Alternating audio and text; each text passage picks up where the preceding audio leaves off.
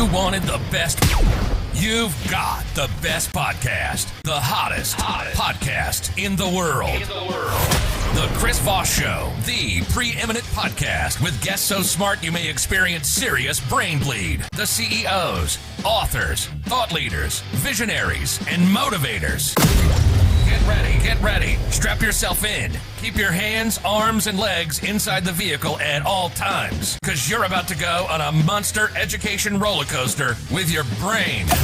Now, here's your host, Chris Voss.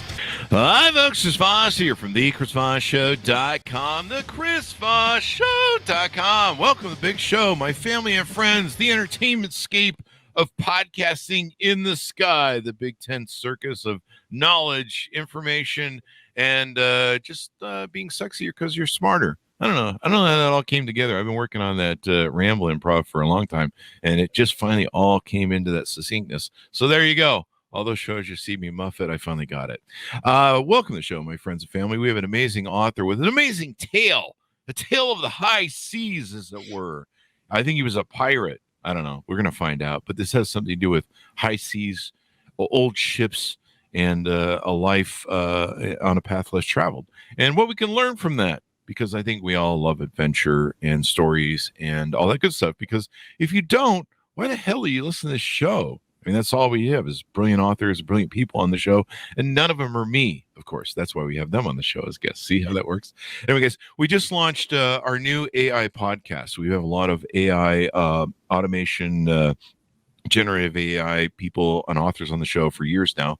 We've had them on the show and talking about AI, all this stuff going on with artificial intelligence. We just launched last night a new silo, or what we would call I forget what the term is for it. A new starts with a V. I can't fucking work. It's Monday, people. Give me a break. Anyway, we launched a new show. It's AI Podcast with Chris Voss. We've ported a bunch of the shows over there. It's a new vertical. That's the word I was looking for. And it will be a show specifically designed to interview CEOs, thinkers of AI and artificial intelligence. So if you get a chance, go search it. You can find it at AIChrisVoss.com. or the AI podcast with Chris Voss. You can find we've ported a bunch of the interviews we've already done over there. And we'll also still be doing those AI interviews on the Chris Voss Show because it's the big god beast of all of our podcast verticals and all that good stuff. So check that out. He is the author of the amazing new book that has just come out April 18th, 2023.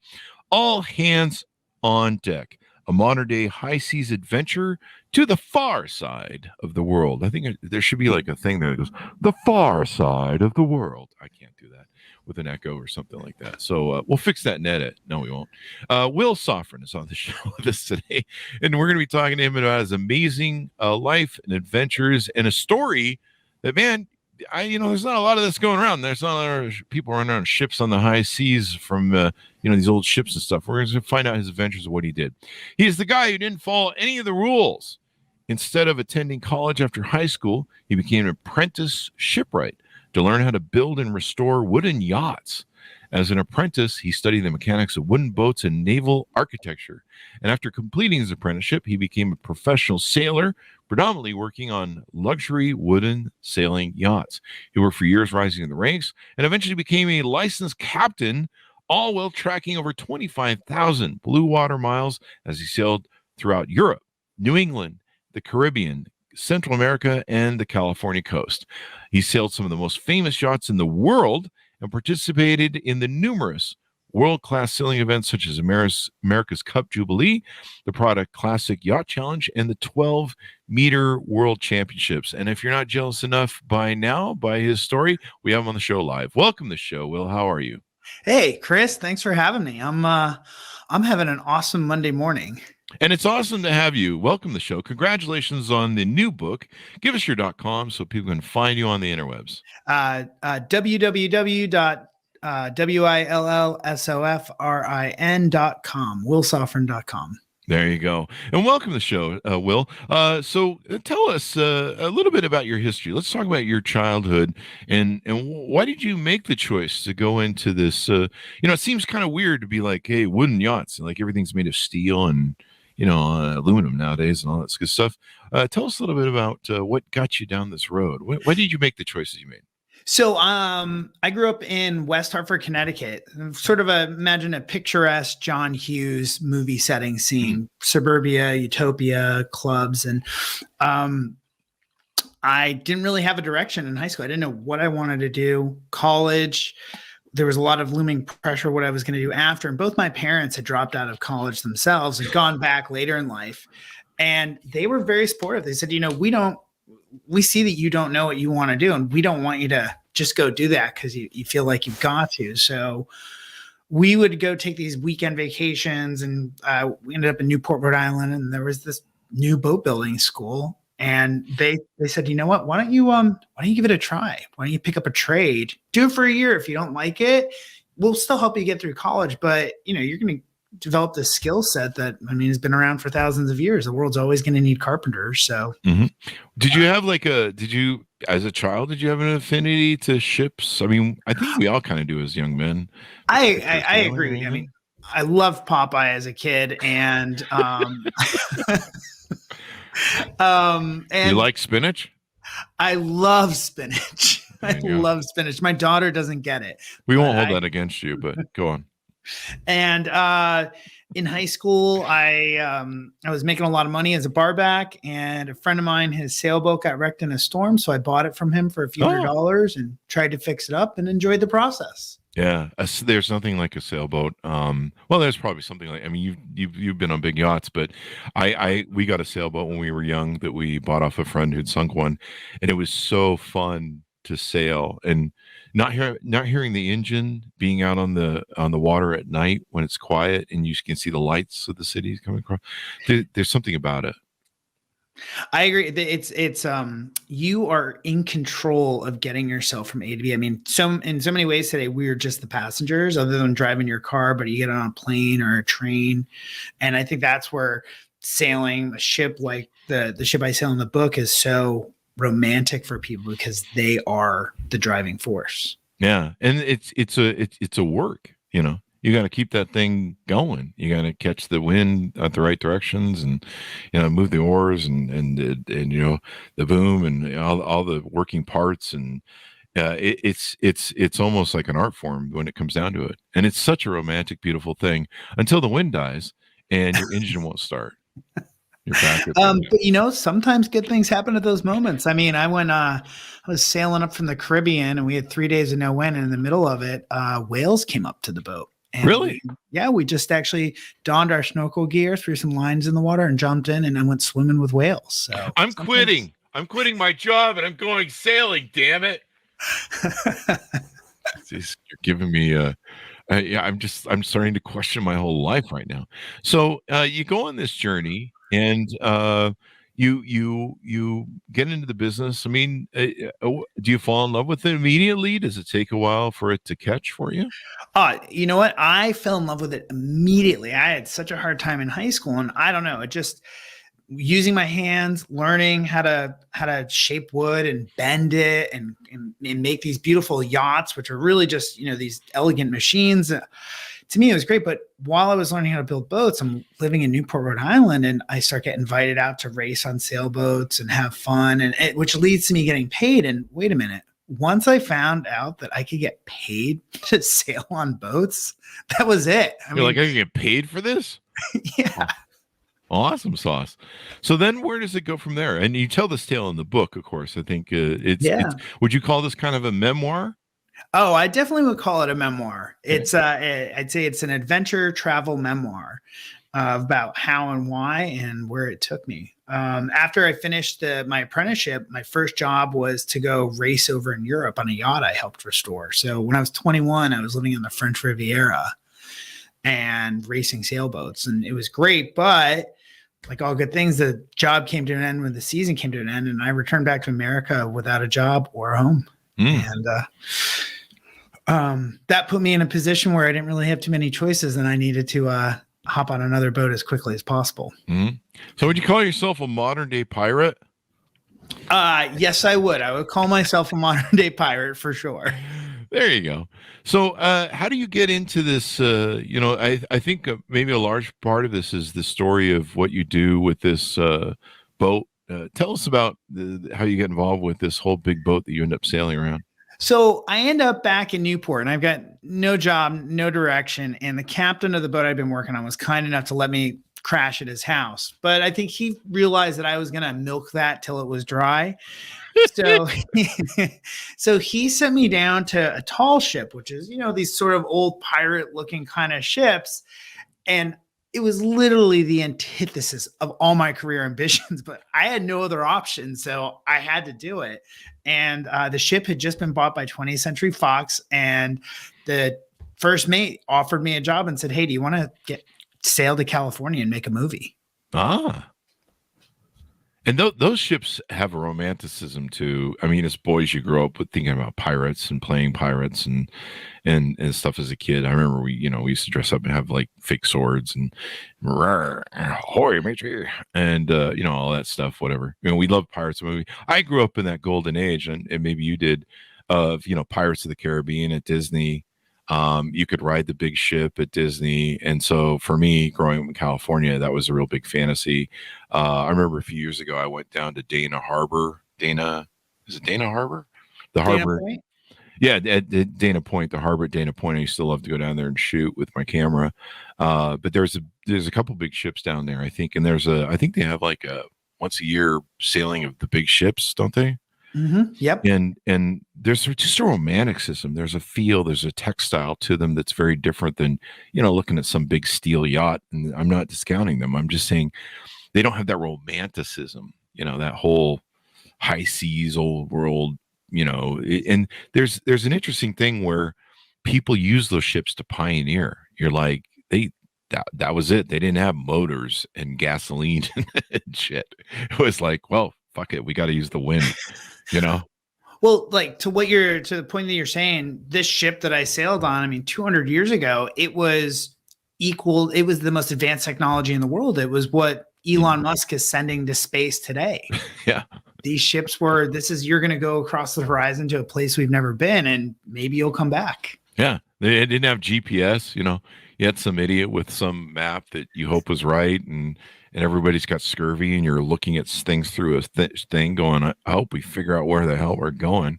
And back then, when Columbus and I guess other people sailed across the ocean, they really didn't know where they're going. You're just like, I hope we find land somewhere, eh? Oh, when Columbus sailed across, there was a lot of talk. There was a lot of anger building on the ship, and he was just kind of like, "We're going to get there. We're going to get there. We're going to get there." And there was talk about mutiny and a lot of sort of fending that revolt off. And he really was just saying, "No, it's right around the corner. I promise." But he had no idea. Yeah.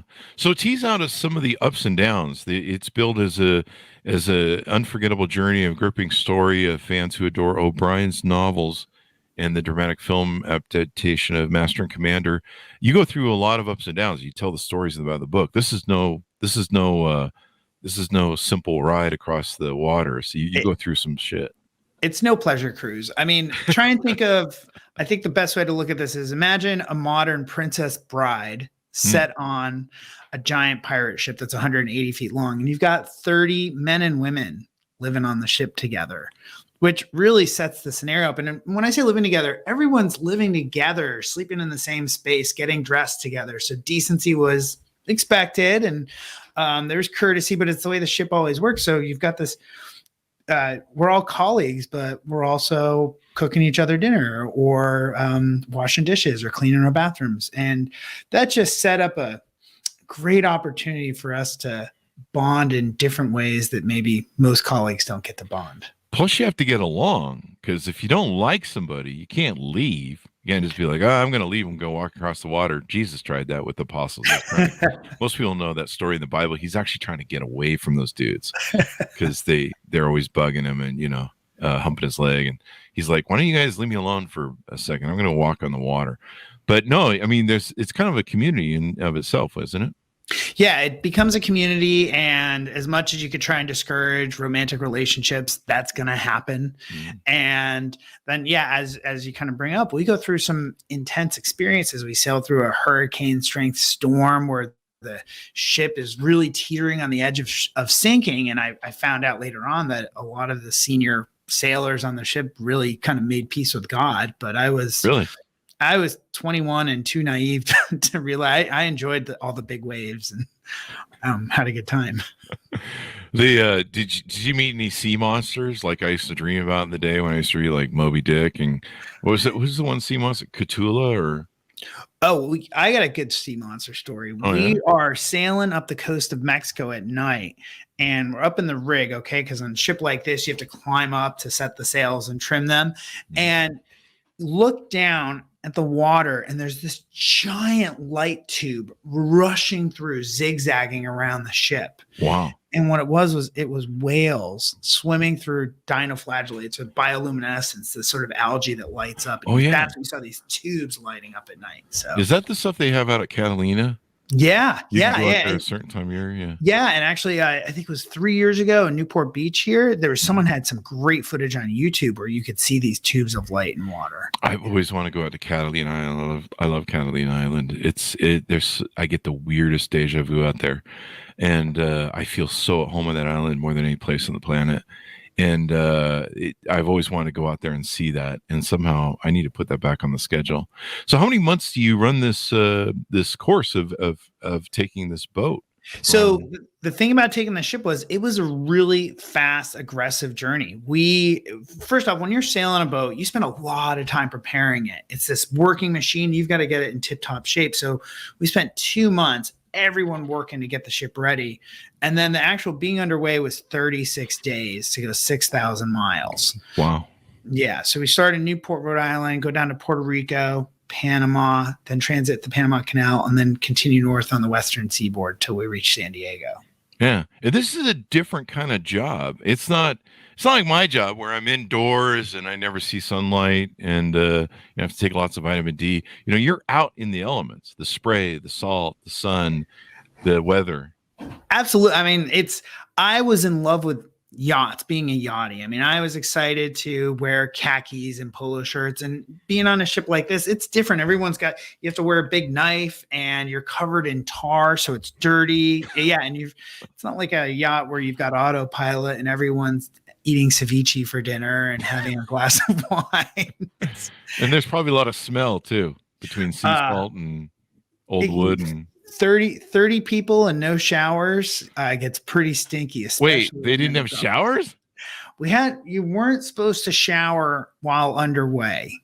Wow. Because there wasn't enough water for everyone to take a shower. Oh, yeah. You don't want to get scurvy. Everyone's got to have water to drink too. I read about that scurvy a few times. But I read the Rhyme of the Ancient Mariner too, which is a great poem. No, and Iron Maiden song as well. Great song. Yeah, Great that's song. what got me to read it. I was like, wait, this sounds like a poem somewhere. I dug it up. But the story of the sea and the adventure and the high seas, and I think the risk of it is some of the thrill, is it? I couldn't agree more. There is that absolute risk where you're out there because you've got to depend on yourself and also those people that you're not getting along with that are part of your crew members. And in those tense moments, I do have to say, when we're bored and we've got all the time in the world, it's really easy to nitpick. But when it really came down to those tense moments, differences were put aside, and it was amazing to see how people will step up. And I didn't care about the people I didn't like; I just knew that I could count on them, and that was. I think you got to kind of be in sort of one of those dangerous situations to experience. I'd have to learn to get along. I'd be the guy that end up, they'd have a mutiny on me and make me walk the plank or tie me to the mast. That would be me. I'd be like, he's an asshole. Just send him overboard. I don't know. I think you do that anymore? Is that still legal? Keel hauling, sending people over? No, it's no, unfortunately it's not, but it is still a hierarchy up there. Damn it. Note to self. Maybe I won't get into sailing. I don't know. We used to do that with the pools in California when we were kids. We play pirates and then we walk the plank. We pretend like the pool diving board was the plank. We'd walk the plank. It's just all this stuff you do when you're kids. But no, there's a romanticism too, and it sounds like you guys go through a lot of adventures. You document it. It's almost something that could probably be a movie. I think that would be fantastic. I think this would be a hysterical movie. Mm-hmm. We go through all the danger, but then what's neat about this story too is it doesn't take place 200 years ago. It takes place today. So I think it makes it very relatable. That was the fun thing about the book. When I first saw the cover and they pitched it to me, I was like, oh, this is some old ship pirate story, a thing. And then you realize that it's in modern day adventures. You do this thing and you get the boat to where it's at. And now, was this boat that you were running, was this a boat that was built to be a replica of the old boats, or was it an older boat that had so that's funny thing. The story of the ship in itself is pretty hysterical. She was built in 1969 for the American bicentennial celebration. But what's funny about it is that in order to get the financing to build the ship, the bank wanted to make sure that, this is a safe investment. So they built the ship so long that she could be a restaurant at the dock. Oh. So in a sense, you could kind of say we kind of pulled a bit of a John Candy and sailed a restaurant to California. I mean, that'd be fine with me. I like food. I think everyone can see that in the camera. So you go through this whole thing. Do you have to...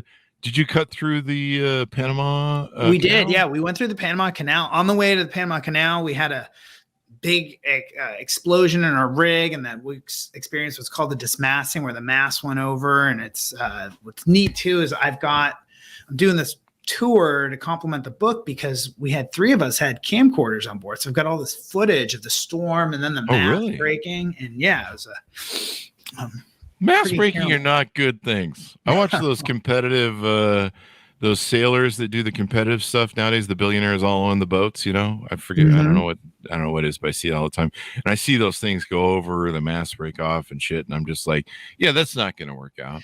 No, and then it happens in the middle of the ocean. You're kind of going, all right, well, we got to figure it out. There's no one that's going to help. So there's no billionaires in sight. Elon Musk is over trying to get to fucking Mars. It's not even like the highway. You can't pull the boat over for the night and take a break and take a nap. It just keeps going. Yeah. And I don't know, I guess nowadays there's good maritime communications where you can call for help if you need to, like GPS phones or something. I don't know. Yeah, there is. There's a lot of resources out there, but still you should plan to be self-sufficient. Yeah.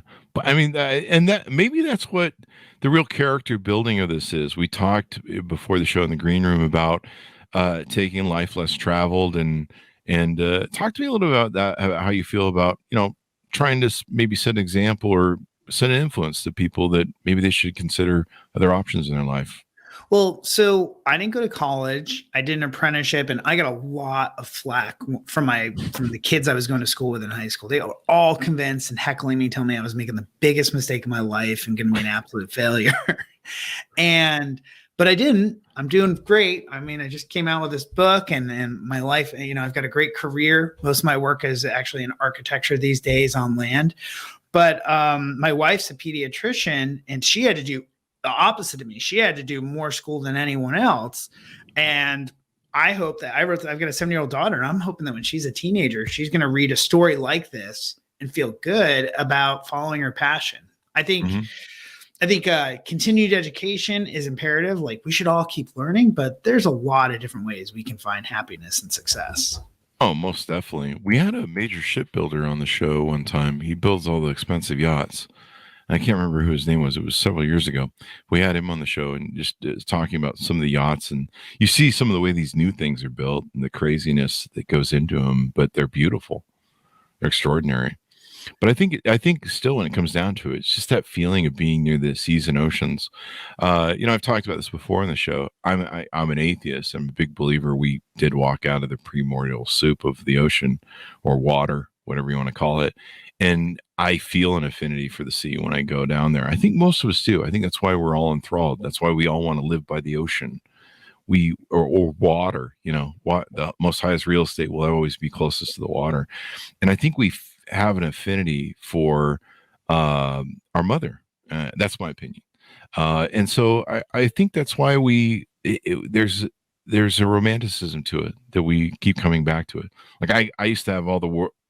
Anytime I go overwhelmed by all the problems in the world, I would go down to the beach in California and sit on the waters. And within a very short time, I'd realize that all my matters didn't mean shit. like I'm just like, compared to these waves that have been lapping on the ocean for or on the land for eons of time, these tiny grains of sand. My problems are one of these little tiny grains of sand. Just pick it up and just look at it and go, yeah, that's all my little life problems right here compared to eternity, the universe. And but there's something about it, and I think what you mentioned, the character of it, being self-dependent, being self-reliable, being self-accountable, and all that is really probably one of the empowering factors that make people feel fulfilled, I think. I couldn't agree more. I think that, I mean, going back to where I talked about the passenger thing before, you get onto a ship like this and you get to imagine what it was like to be that explorer 200 years ago. And you're the piston that's making the machine work. And there's a great sense of accomplishment that comes from doing this. And I don't know, I feel when I look around today, a lot of people are staring at their phones or not actively participating. And you got to see the world too. I mean, you traveled to you got to see cultures and different people and different lives. Yeah, I mean, I went from being a miserably poor apprentice with no money where, wait a minute, if I got on a boat, I didn't need rent. I had no bills. They paid all the food. Yeah. So all I needed to do was just make sure I used my tip money for the bar tab and I was golden. But I got to Europe. I lived in the Caribbean, Central America. I mean, it was awesome. Yeah. And chicks love sailors, I think, don't they? Oh, yes, they do. Yes, they do. It's kind of like a Peter Pan syndrome thing. Note to self, I'm quitting my job as a podcast host and going sailing. I mean, even my wife said to me, we met on match.com, and the reason why she messaged me was that my profile picture was me on a sailboat, and she thought, well, even if he's a jerk, I mean, at least I'll get a ride on a boat. How'd that work out? Honestly, I told her at the end of the first date that she was the one. And wow. Yeah. There you go. Did she get a ride on a boat ever? Probably. She did. Yeah. The first date was a ride on the boat with a bottle of champagne, and it worked. My first 7 wives that divorced me told me I took them for a ride on a boat, but it was more of a on a boat sort of thing. Anyway, that's a joke, people. I don't have 7 wives. I'm not that crazy. But no, this is good. I think I'm gonna, if I ever had teenagers, I would just send them boating for their teens. I think that sounds awesome. I am a little terrified though for my daughter because I do want her to do this, but then I don't. The thing is, she loves it when it's really stormy out. So we've got a sailboat here in LA, and we sail out to Catalina, which, you mean we're talking about Catalina. It's, as you know, it's great. Sail out. Now, unless it's really, there's big waves and lots of wind, she complains the whole time. It's the opposite. Everybody else wants calm seas. She wants big ones. Wow. Well, I mean, there you go. Catalina is so beautiful. I used to love to go out in Catalina, and sitting on the beach, I would go out at 3. I'm a night person, so I would go out at 3 a.m., 2 a.m. and sit on the beach. There'd be no one out there, none of the damn tourists, and just seeing the lights of Avalon and the whole bay, and just hearing the waves. It's just incredible. The feeling that's out there, and I don't know why I love Avalon so much and the Catalina. It's weird. I used to go there like for weekend jaunts all the time, just to go there and just wander. But it's such a beautiful island. I got something fun for you. Every year I sail out with a bunch of guy friends, and it gets bigger and bigger. And this year we're actually going to turn it into a formal event where it's going to be a race to Catalina. We do it in October, the first weekend. And there's a disc golf course at the Isthmus. You know what that is? Disc golf? It's like Frisbee golf. Oh, that new thing. Yeah. Yeah, so we're going to race out on the sailboats, and we're calling it the Lobster Cup because it's opening of lobster weekend. So everyone's going to go dive for lobsters. We'll have a bonfire, play disc golf, drink a lot of beer, and have fun. That sounds like a riot, man. That sounds like a riot.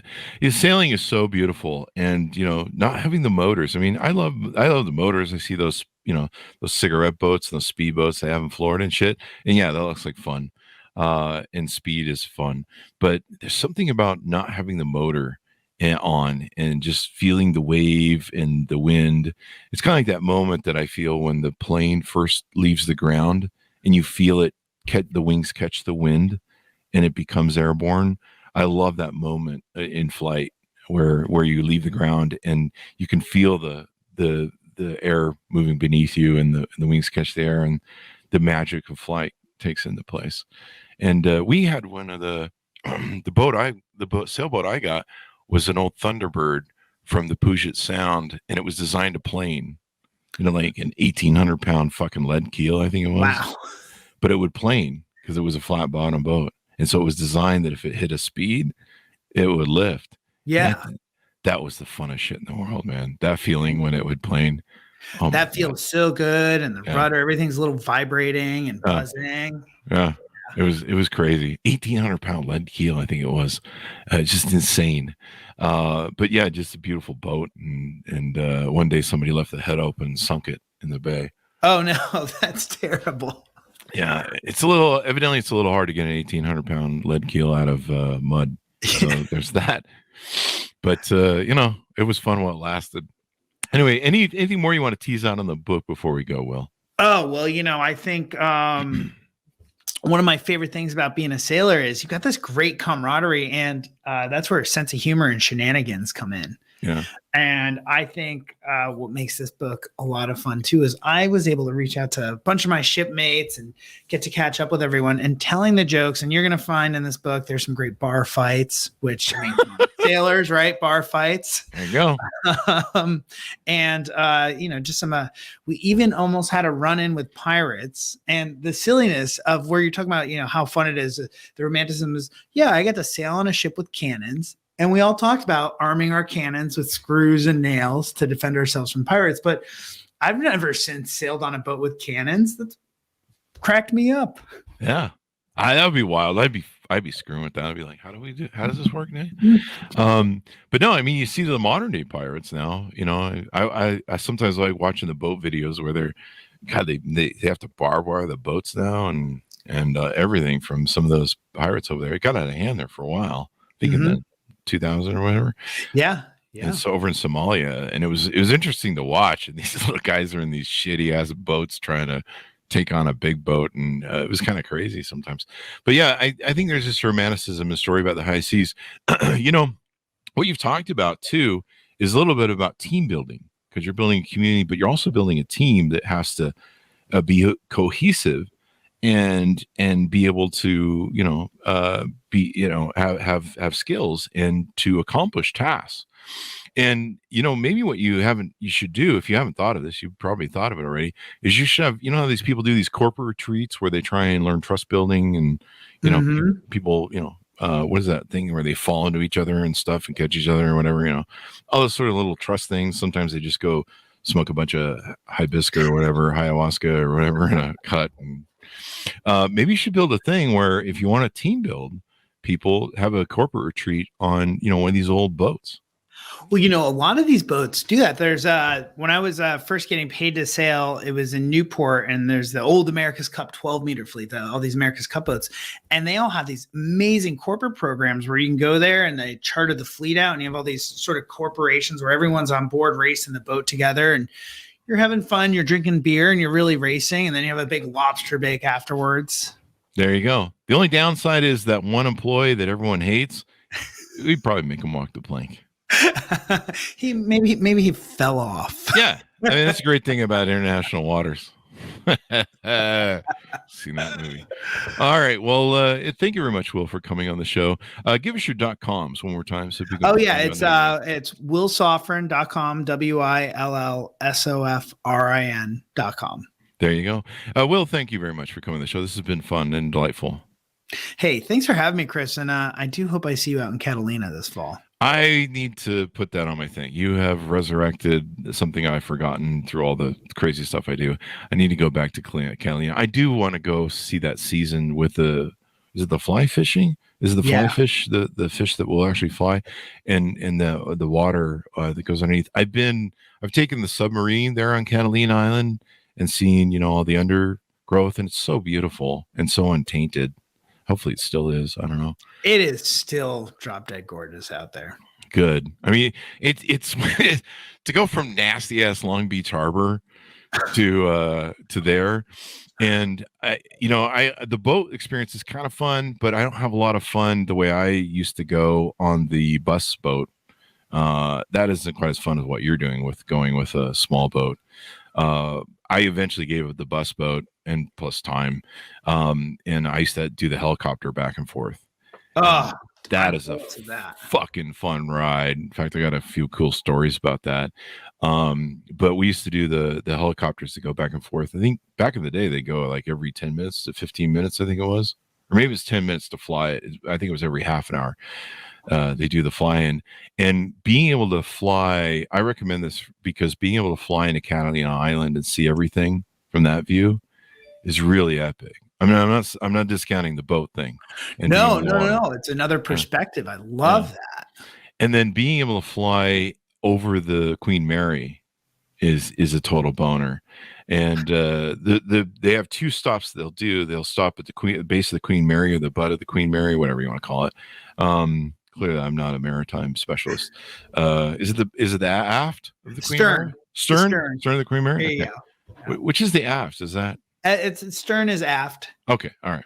Yeah. And the bar at the Queen Mary is so beautiful, and again, I photographed the shit out of it. I photographed a lot of the Queen Mary actually. Sounds like you're talking about a real person. Well, I could be, yeah, that too. I don't know. So, but the other place it lands at another boat on the other part of the harbor, and I forget what it's called. 2 Points is on Catalina. But anyway, so one time we're flying out of Catalina and we go to the other boat area. It's a military boat that's there, and it's a landing spot for the other part of the Catalina service. And the guy goes, "Hey, we're going to go there first and then drop this couple off, and then we're going to go over to the Queen Mary to drop you off." I'm like, "Okay, fuck it," And so the beautiful part was I was pretty fat back then. I still am. And let's be honest. And so they always make me ride in the front of the bubble helicopter. And so you have that whole view that's just fucking epic. And they always be like, yeah, with your weight, dude, we got to put you in the front. And I'm like, is there a downside? I don't want to be back. Can't see shit out there.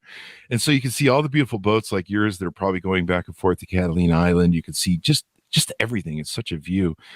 And so we landed and he goes, "Hey man, I got to pull a stunt to get this thing over the Long Beach Harbor, those big hangers that pull the containers off the ship." Yeah. There's a whole row of them. We got to get over those. And so he goes, "Buckle up, hold on to your pants. We're gonna do some chop to get over this thing." This motherfucker turns that thing into like Vietnam MASH style helicopterism. I don't even know if that makes any sense. Yeah. But he literally takes that thing, and we're not more than a foot off the ground when he goes into full chop mode. And I'm looking at the front curved legs, and it's almost like a MASH helicopter from the MASH movie. And I'm looking at the curved legs that are 2 feet above the fucking ground when we're almost at a 45-degree angle. And he is jacking this shit because we have to get a lot of up chop to be able to clear these things to go over to the Queen Mary.